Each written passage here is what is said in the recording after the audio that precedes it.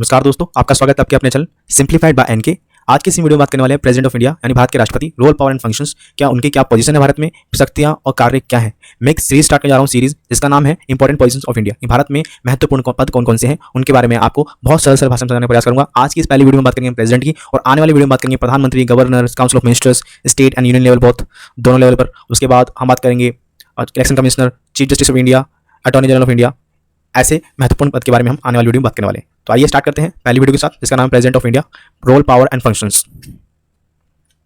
जैसा कि आपको पता है, भारत में राष्ट्रपति क्या होते हैं, हेड ऑफ द स्टेट होते हैं। भारत एक रिपब्लिक, डेमोक्रेटिक रिपब्लिक कंट्री है। जैसा कि संविधान की प्रस्तावना ये परिभाषित करती है कि भारत क्या है, सॉवरिन डेमोक्रेटिक रिपब्लिक। रिपब्लिक का मतलब क्या है, जब कोई भी कंट्री रिपब्लिक होती है, गणतंत्र होती है, इसका मतलब ये होता है कि उस देश का मुखिया या head of the state elected होता है, ना कि वंशानुगत, यानी हेरिडेटरी नहीं होता, वंशानुगत नहीं होता। राजतंत्र के अंदर ऐसा होता है कि वहाँ पर head of the state elected नहीं होता, वो होता है वंशानुगत, यानी कि राजा का बेटा राजा बनता जाता है। परंतु जब लोकतंत्र व्यवस्था बन गई तो हर कंट्री रिपब्लिक बन गया, यानी कि राजतंत्र को समाप्त कर दिया गया और head of the state elected यानी कि चुने जाने लगा। जैसे भारत भी एक रिपब्लिक है और भारत में देश का मुखिया हेड ऑफ द स्टेट राष्ट्रपति होते हैं, और उनका चुनाव इनडायरेक्टली या कहें कि अप्रत्यक्ष रूप से इनका चुनाव किया जाता है। Now, as per the Article 53 of the Constitution, the executive power of the country is vested in the President and is exercised by the President either directly or through the officers subordinate to him in accordance with the Constitution। यानी संविधान के article 53 में कहा गया है कि executive power जो है, यानी भारत की एग्जीक्यूटिव पावर जो है राष्ट्रपति के पास होंगी, और राष्ट्रपति इनका उपयोग या तो डायरेक्टली करेंगे यानी प्रत्यक्ष रूप से अपने तरफ से करेंगे, या फिर जो उनके पद के नीचे ऑफिसर्स हैं या उनके द्वारा करेंगे। प्रेसिडेंट जो है हमारे भारत में वो इनडायरेक्टली इलेक्टेड होते हैं, यानी अप्रत्यक्ष रूप से इलेक्टेड होते हैं, जिसका मतलब यह है कि राष्ट्रपति का चुनाव प्रत्यक्ष रूप से हमारे द्वारा नहीं होता, यानी राष्ट्रपति चुनाव में हम प्रत्यक्ष रूप से वोट नहीं डालते, जिसे हम सार्वभौमिक मताधिकार कहते हैं। यानी कि 18 वर्षीय आयु वाले कोई भी व्यक्ति, 18 ईयर्स या अबव 18 ईयर्स, कोई भी महिला या पुरुष, फीमेल, मैन एंड वुमेन्स, दोनों ही वोट डालने का अधिकार रखते हैं।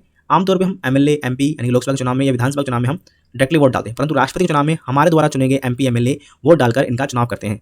प्रेसिडेंट के चुनाव में इलेक्टोरल कॉलेज होता है, यानी कि चुनावी मंडल होता है, जिसके अंदर वो सभी सांसद या विधायक शामिल होते हैं जिनका चुनाव डायरेक्टली किया गया होता है, यानी कि नॉमिनेटेड एमपीज और एमएलए नहीं, जिनका चुनाव किया गया है।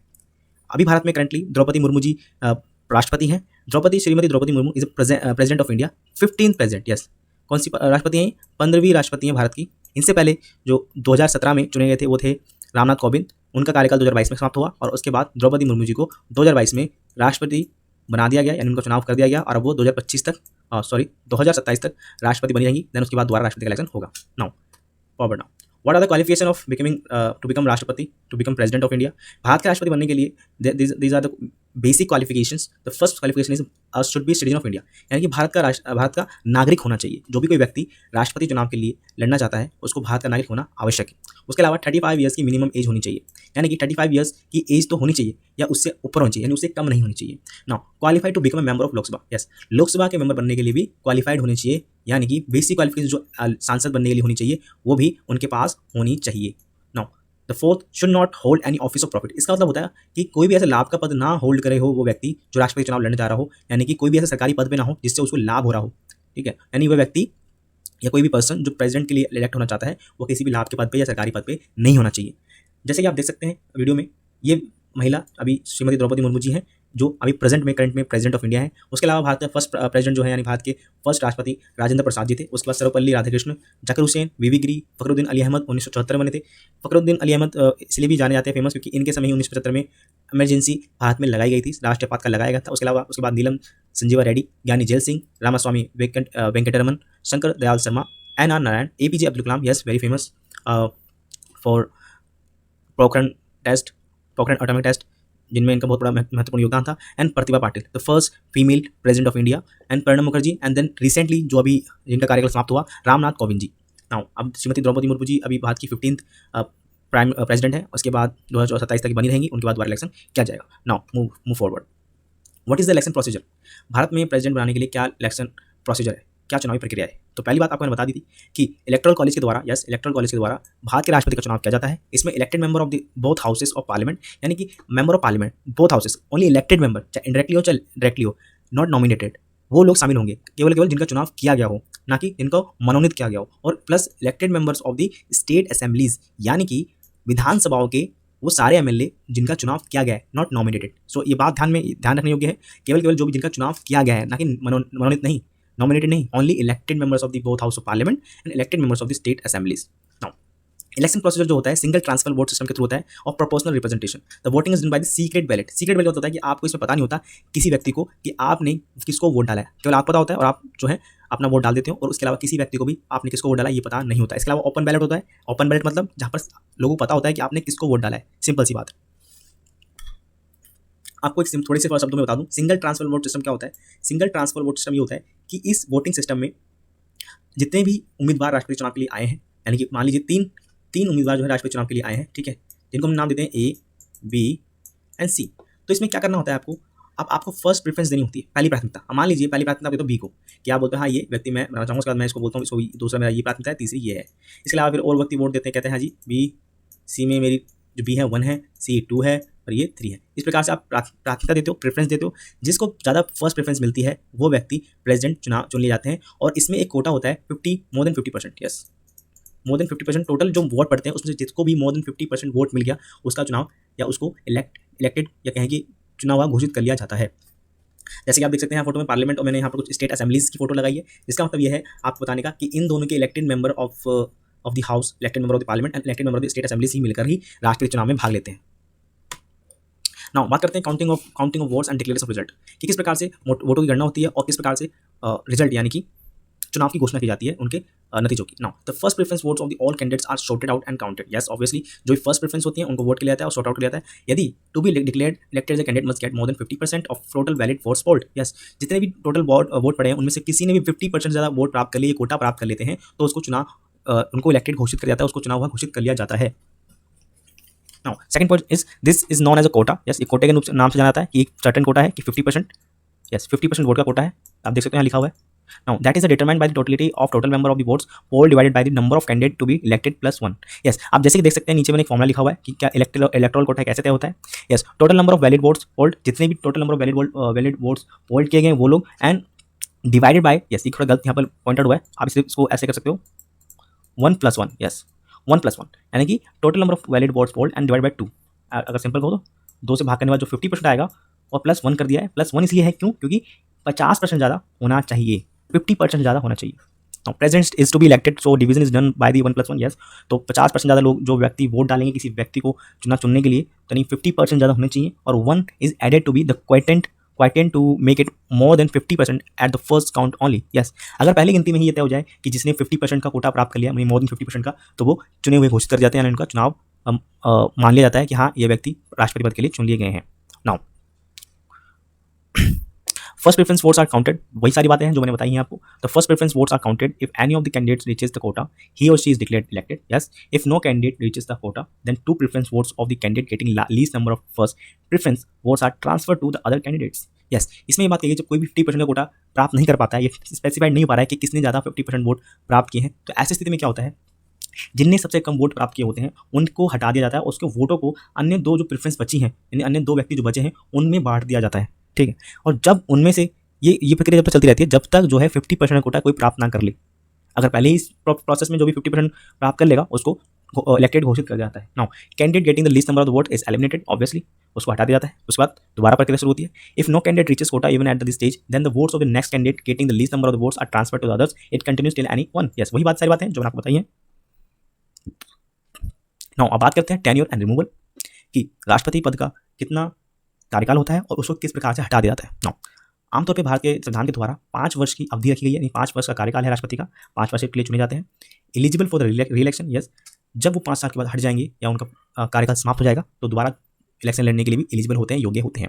सो शी और ही में resign before the expiry of her his term, यानी कि वह अपने टर्म पूरा होने से पहले रिजाइन दे सकते हैं, ये उनका अधिकार है, यानी कि इस्तीफा देने का अधिकार रखते हैं। May fall vacant due to her his death, और उनका पद जो है उनकी मृत्यु यानी डेथ के कारण भी वेकेंट हो सकता है, यानी खाली हो सकता है। The term of the office commences from the date takes the oath of the office. Yes, उनका कार्यकाल जब स्टार्ट होता है जब वो शपथ ले लेते हैं और अपने काम का चार्जेस संभाल लेते हैं। Now so he only be can remove through the impeachment of violation of the constitution. Yes, उनको हटाने की प्रक्रिया एक इम्पीचमेंट कहलाती है। यस, भारतीय संविधान में इम्पीचमेंट की बात की गई है कि राष्ट्रपति पद से यदि किसी को हटाना है तो इम्पीचमेंट यानी महाभियोग लाना होगा पार्लियामेंट में, और वो केवल महाभियोग इस आधार पर लाया जा सकता है कि राष्ट्रपति जी ने संविधान का पालन ना किया हो, यानी कि संविधान की अवमानना की है, उस स्थिति में जो है इम्पीचमेंट पार्लियामेंट में प्रस्तुत किया जाता है और इम्पीचमेंट पे वोटिंग होती है। वोटिंग होने के बाद यदि इम्पीचमेंट पास हो जाए तत्काल प्रभाव से राष्ट्रपति को उनके पद से हटा दिया जाता है।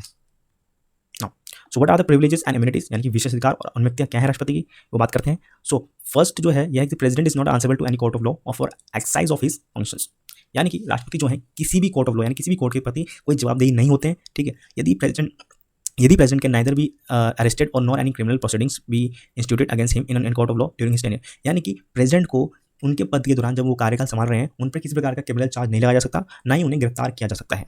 So the president can not be asked to be present any court of law during his tenure, यानी अपने कार्यकाल के दौरान राष्ट्रपति को किसी भी कोर्ट ऑफ लॉ यानी किसी भी कोर्ट के अंदर प्रस्तुत होने के लिए वो बाध्य नहीं है।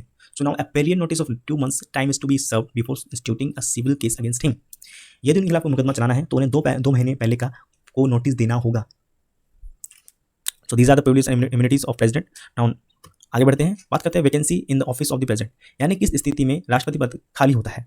तो पहला है vice president office seats, yes, यदि वैकेंसी होती है प्रेसिडेंट यानी कि रिमूवल, रिजाइन या उनके आकस्मिक डेथ के कारण या उनके आकस्मिक मृत्यु के कारण, तो वैसी स्थिति में वाइस प्रेसिडेंट का पद है यानी कि उपराष्ट्रपति जो है राष्ट्रपति के बाद यानी प्रेसिडेंट के बाद जब वो पद खाली हो जाता है कुछ समय के लिए तो वाइस प्रेसिडेंट जो है उस पद को संभालते हैं in case of death, resignation और इम्पीचमेंट ऑफ प्रेसिडेंट, जब तक नए राष्ट्रपति का चुनाव नहीं कर लिया जाता है।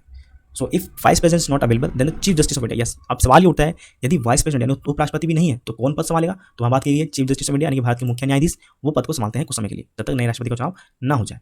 Now election for a new president must be held with in the 6 months, यानी कि नए राष्ट्रपति के लिए चुनाव 6 महीने के अंदर होना चाहिए। If the president is ill, yes, the vice president may discharge the functions of the president without officiating as a president. अब यदि प्रेसिडेंट जो है बीमार है किसी भी कारण से तो उसमें उस परिस्थिति में उपराष्ट्रपति जो है राष्ट्रपति के कार्य को संभाल सकते हैं और बिना प्रेसिडेंट का पद को संभाले यानी बिना प्रेसिडेंट बने राष्ट्रपति के कामों को संभाल सकते हैं in absence of president if the president is ill. Now move forward, बात करते हैं पावर्स ऑफ द प्रेसिडेंट यानी कि राष्ट्रपति की कार्य क्या है, शक्तियाँ क्या है। सो फर्स्ट है एग्जीक्यूटिव पावर यानी कि विधायक पावर क्या है, विधायक शक्ति क्या है। So as first the head of the union executive, यानी यूनियन एग्जीक्यूटिव में सबसे हेड होते हैं यानी सबसे प्रथम व्यक्ति आते हैं, ये कह सकते हैं भारत के मुखिया भी होते हैं यानी कि हेड ऑफ द स्टेट होते हैं और हेड ऑफ द स्टेट होने के कारण वो भारत के पहले नागरिक माने जाते हैं। President appoints the governors, supreme and high court जजेस and auditor general of India, yes, यानी कि राष्ट्रपति जो है गवर्नर, सुप्रीम कोर्ट के जज और हाई कोर्ट के जजों की नियुक्ति करते हैं, यहाँ तक कि वो प्रधानमंत्री और उनकी काउंसिल ऑफ मिनिस्टर का भी वो नियुक्ति करते हैं। Yes, he appoints the prime minister and other ministers of the council of minister on the advice of PM. Yes, prime minister का चुनाव जो है जब एक मेजोरिटी पार्टी लोकसभा में चुनाव जीत जाती है तो वो अपना प्राइम मिनिस्टर रिकमेंड करती है और उस व्यक्ति को प्राइम मिनिस्टर के पद की शपथ दिलाने का अधिकार प्रेसिडेंट का होता है। और उसके बाद प्राइम मिनिस्टर जो है अपनी सहमति से या अपने विचार से किसी उन व्यक्तियों को चुनते हैं जिनको मिनिस्टर बनाया जाना होता है और उस मिनिस्टर की लिस्ट को प्रेसिडेंट को सौंपते हैं और प्रेसिडेंट जो है मिनिस्टर्स को शपथ दिलाकर उनकी नियुक्ति करते हैं। Now the supreme commander of the armed forces of the India, armed forces of the India, yes, भारत की तीनों सेना यानी कि जल, navy, okay, navy, air force and border force, इन सब की तीनों आर्मियों के वो कमांडर एंड चीफ कहे जाते हैं। राष्ट्रपति जी को जो है कमांडर एंड चीफ माना जाता है इन तीनों नेवियों का, सॉरी इन तीनों आर्मियों का। अब बात करते हैं नेक्स्ट लेजिस्लेटिव पावर कि लेजिस्लेटिव पावर होती क्या है। President is a part of the parliament, yes, जो प्रेसिडेंट है वो पार्लियामेंट के एक भाग होते हैं, मुख्य भाग होते हैं। जब भी हम बात करेंगे आने वाली वीडियो में पार्लियामेंट की तो आपको बताऊंगा किस प्रकार से जो प्रेसिडेंट है why is president is integral part of the parliament. तो आप इतना मान लीजिए कि प्रेसिडेंट जो है इंटीग्रल पार्ट होते हैं पार्लियामेंट के, एक अभिन्न होते हैं, क्योंकि जो प्रेसिडेंट है पार्लियामेंट को बुलाते हैं यानी समन करते हैं और जब भी नई पार्लियामेंट का गठन होता है तो उनकी शुरुआत करना या उनको भाषण के द्वारा उनका गठन प्रेसिडेंट या राष्ट्रपति के द्वारा किया जाता है। Yes, summons and address the parliament, yes, वो जो पार्लियामेंट को समन करते हैं, बुलाते हैं और उनको अभिभाषण के द्वारा ये भी बताते हैं कि पार्लियामेंट का जो सेशन स्टार्ट होगा तो उसमें किन किन बातों का जिक्र या उन पर डिस्कस किया जाएगा। Now he nominates the several members in the both houses, yes, president के पास पावर यह है कि वो बहुत सारे ऐसे मेंबर्स हैं जिनको नॉमिनेट करते हैं, नियुक्ति करते हैं, मनोनीत करते हैं, जैसे कि 12 मेंबर राज्यसभा में और 2 मेंबर लोकसभा में। पर हालांकि ये 104 संशोधन के तहत, संविधान के संशोधन के तहत इसे हटा दिया गया है। सुनाओ has certain function in the respect of the passing of the bill, yes, bill pass करने में भी उनकी बहुत महत्वपूर्ण भूमिका होती है। जब बिल पास हो जाता है तो अंतिम बार राष्ट्रपति के पास आता है और राष्ट्रपति के साइन के द्वारा वो बिल कानून बनता है। So bill pass by the state legislature may be reserve for the consideration of the president by the governor, yes, यानी कि एक प्रति ये भी है कि जब स्टेट लेजिस्लेचर यानी कि विधानसभा द्वारा कोई बिल पास किया गया है तो गवर्नर के द्वारा वो प्रेसिडेंट के लिए रिजर्व रखा जा सकता है। नाउ अब बात करते हैं फाइनेंशियल पावर्स यानी कि वित्तीय शक्ति क्या है भारत के राष्ट्रपति के पास। So the first is he recommends the money bills, yes, वो मनी बिल को रिकमेंड करते हैं यानी वित्तीय विधेयक को, धन विधेयक को रिकमेंड करते हैं। यानी कि उनकी अनुमति के द्वारा ही लोकसभा में मनी बिल को प्रस्तुत किया जाता है या उनको प्रेजेंट किया जाता है। So now the annual financial statement is placed by the president before both the house of parliament. Yes, annual financial statement. Annual financial statement क्या होती है? ये इसको आमतौर पर हम बजट के नाम से जानते हैं। संविधान के अनुच्छेद 112, यस, संविधान के अनुच्छेद 112 में लिखा गया है एनुअल फाइनेंशियल स्टेटमेंट, जिसको आमतौर पर हम बजट के नाम जानते हैं। यानी कि बजट जो हर साल प्रस्तुत किया जाता है, इसकी बहुत हाइप रहती है, आपने जरूर न्यूज़ में सुना होगा। सो हर साल वित्त मंत्री द्वारा भारत के पार्लियामेंट में ये फाइनेंशियल स्टेटमेंट बजट को प्रस्तुत किया जाता है। बजट आमतौर पर होता है एक तरह का ब्यूरो होता है, एक साल में सरकार कितना खर्च करेगी और कितना उनको पैसा मिलने वाला है, यानी कितना पैसा उनको टैक्स से या अदर रिसोर्सेज रिसिप्ट्स मिलेंगे और वो एक साल में इन पैसे का किस प्रकार यूज़ करेंगे, ये किस प्रकार इनके क्षेत्रों में कितना उपयोग होगा, ये सब इस बजट में लिखा होता है और देन पार्लियामेंट से पास होने के बाद ये बजट लागू किया जाता है। सुनाओ, ये फाइनेंशियल स्टेटमेंट बजट को पहले प्रेसिडेंट के पास प्रस्तुत किया जाता है, उसके बाद ही लोकसभा में या राज्यसभा में या पार्लियामेंट में इसको प्रस्तुत किया जाता है। Now no proposal for spending money और raising revenues for purposes of the government can be introduced in a parliament without the previous permission of the president. Yes, कोई भी ऐसा बिल जो स्पेंडिंग से रिलेटेड है या रेवेन्यू इंक्रीज करने से रिलेटेड है सरकार का, वो राष्ट्रपति की बिना अनुमति के पार्लियामेंट में प्रस्तुत नहीं किया जा सकता। ये राष्ट्रपति की एक सॉलिड पावर होती है। और ये भी इंपॉर्टेंट बात आप समझने लायक है कि सारे जो भी नियम कानून बनाए जाते हैं वो राष्ट्रपति के नाम पर ही बनाए जाते हैं, राष्ट्रपति के नाम से ही चलते हैं। Why? Because he is the head of the state. Now आने वाली वीडियो में बात करेंगे प्रधानमंत्री के बारे में, तो उसमें बताऊंगा किस प्रकार से प्रधानमंत्री राष्ट्रपति से भारत में अलग है। राष्ट्रपति जो है भारत में एक औपचारिक पद है, परंतु ज़्यादातर रियल पावर जो है, रियल असली शक्तियाँ जो हैं वो प्रधानमंत्री के पास हैं। नाउ अब बात करते हैं जुडिशल पावर्स कि what are the judicial powers, यानी कि न्यायिक शक्तियाँ क्या है राष्ट्रपति जी के पास। तो grants, pardons, reprieves and remissions of the punishment of any person who has been convicted by a court of law, यानी कि कोई वैसे व्यक्ति जिसके को कोर्ट के द्वारा अपराधी घोषित कर दिया गया और उसे सजा सुनाई गई हो, तो राष्ट्रपति की पावर होती है कि उसे माफ़ कर दे या उसको कम कर दे या उसको सजा को टाल दे। ये केवल राष्ट्रपति के पास पावर होती है। मान लीजिए किसी व्यक्ति को फांसी की सजा सुनाई गई है, उसको सजा दी गई है और फॉर डेथ सेंटेंस दिया गया है, तो वैसी स्थिति में क्या होता है, उस डेथ सेंटेंस को या कहें कि उस फांसी को सिर्फ राष्ट्रपति के द्वारा ही टाला जा सकता है या राष्ट्रपति के द्वारा ही माफ़ किया जा सकता है और कोई व्यक्ति नहीं कर सकता। नाउ बात करते हैं what is the position of the president, राष्ट्रपति के पद की क्या महत्वपूर्णता है भारत में। सो आई थिंक लास्ट पॉइंट है हमारा। सो बात कर लेते हैं हम कंक्लूजन के साथ में कि राष्ट्रपति के पद किस प्रकार से भारत में इंपॉर्टेंट है, महत्वपूर्ण है। So now the office of the president is of high dignity and eminence, not for real powers. जो राष्ट्रपति का पद है भारत में वास्तविक शक्तियाँ तो नहीं रखता, मतलब इसके पास सरकार की जो वास्तविक शक्तियाँ होती है काम करने की वो नहीं होती हैं, कुछ हद तक लिमिटेड शक्तियाँ हैं, क्योंकि इन्हें राष्ट्रपति को आमतौर पर हम nominal head of the state कहते हैं, नॉमिनल शक्तियों का पद माना जाता है, यानी नाम मात्र की शक्तियाँ होती हैं। आमतौर पर हमारे राष्ट्रपति जी को इस प्रकार से या राष्ट्रपति के पद को इस प्रकार से क्रिटिसाइज किया जाता है कि president is rubber stamp in India, यानी कि भारत में राष्ट्रपति रबर स्टैम्प है और स्टैम्प लगाने की एक पोजीशन है, उसके अलावा कुछ नहीं। परंतु फिर भी भारत में राष्ट्रपति के पद बहुत डिग्निटी का है, बहुत गरिमामान पद है, यानी कि राष्ट्रपति जो है हेड ऑफ द स्टेट है, भारत के पहले नागरिक माने जाते हैं। और जो भी बड़ी बड़ी पदवियाँ हैं, भारत रत्न, पद्म विभूषण और सम्मान, अर्जुन अवार्ड और द्रोणाचार्य अवार्ड, ये सब अवार्ड जो है राष्ट्रपति के द्वारा ही प्रदान किए जाते हैं। और राष्ट्रपति जी जो है पार्लियामेंट के अभिनंग भी माने जाते हैं, क्योंकि पार्लियामेंट को बुलाने का अधिकार केवल प्रेसिडेंट का होता है। यानी प्रेसिडेंट जो है कोई भी सेशन पार्लियामेंट के जब स्टार्ट होने वाला हो, सत्र स्टार्ट होने वाला हो, उसमें जो है राष्ट्रपति की उद्घोषणा या भाषण होता है, जिनमें वो सारे मुद्दे लिखे या वर्णित होते हैं जो आने वाली पार्लियामेंट के सेशन में डिस्कस या डिबेट में किए जाएंगे। Now the powers of the formally vested in him are exercised by the union council of ministers. Yes, जो उनमें पावर जो शक्ति उनको राष्ट्रपति को मिली होती है। अब बात कर रहे हैं हम लोग कि किस प्रकार से राष्ट्रपति के पास जो है एक रबर स्टैम्प के रूप में है, या फिर कहेंगे इन पास रियल शक्तियाँ क्यों नहीं है, रियल पावर्स क्यों नहीं है। वाई? बिकॉज आर्टिकल 74 कहता है कि president shell work on the advice of the union council of ministers. Yes, article 74 of the constitution कहता है कि भारत में राष्ट्रपति जो है council of minister, yes, council of minister government की बात हो रही है यहाँ पर, जो पीएम के द्वारा यानी प्रधानमंत्री द्वारा हेडेड होती है। काउंसिल ऑफ मिनिस्टर के हेड कौन होते हैं, यानी गवर्नमेंट के हेड कौन होते हैं, प्रधानमंत्री होते हैं। अल्टीमेटली रियल पावर जो है पीएम और यूनियन काउंसिल ऑफ मिनिस्टर्स में होती है। और आर्टिकल 74 कहता है कि प्रेसिडेंट जो है राष्ट्रपति जो है काउंसिल ऑफ मिनिस्टर यानी मंत्री परिषद के परामर्श पर ही काम करेंगे। इस हद तक राष्ट्रपति पद की बहुत लिमिटेड या कहें कि सीमित शक्तियाँ हैं। यहाँ तक कि ये भी इसकी एक कमी यह है भारत में राष्ट्रपति की कि यदि कोई बिल पास कर राष्ट्रपति के पास भेजा गया है तो राष्ट्रपति के पास वीटो पावर होती है। यस, एक वीटो पावर होती है। इस वीटो पावर के तहत यह है कि राष्ट्रपति जो है इस बिल को वापस रिकमेंडेशन के लिए भेज सकते हैं कि इस पर दोबारा चर्चा की जाए, पार्लियामेंट में दोबारा उस बिल को भेज सकते हैं, यानी कह सकते हैं कि इस पर दोबारा चर्चा की जाए और देन उसके बाद भेजा जाए। यदि वो पार्लियामेंट ने दोबारा पास करके उसको बिल को भेज दिया राष्ट्रपति के पास, तो राष्ट्रपति बाध्य हैं उस बिल पर साइन करने के लिए, उन्हें रिकमेंडेशन के लिए वापस भेजा नहीं जा सकता।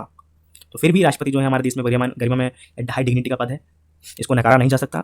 मुख्य जो पदवियाँ होती हैं या कहें कि अवार्ड होते हैं, भारत रत्न जैसे अवार्ड राष्ट्रपति के द्वारा ही प्रदान किए जाते हैं। और भारत जैसे कि भारतीय गणतंत्र है, तो भारत में राष्ट्रपति यानी कि हेड ऑफ द स्टेट या राष्ट्र के मुखिया चुने जाते हैं इनडायरेक्टली। आपका बहुत बहुत धन्यवाद इस पूरी वीडियो को देखने के लिए। आप मेरे साथ बने रहिए, हमारे यूट्यूब चैनल को आप सब्सक्राइब कर लीजिए। आने वाली वीडियो में आपको बहुत इंपॉर्टेंट पल्स के बारे में या कहें बहुत इंपॉर्टेंट पॉलिसी के बारे में बताऊंगा, प्रधानमंत्री, governor, chief justice of India. आने वाली वीडियो में बहुत इंटरेस्टिंग फैक्ट आने वाले हैं। आज के लिए इतना ही, आप सबका धन्यवाद, थैंक यू।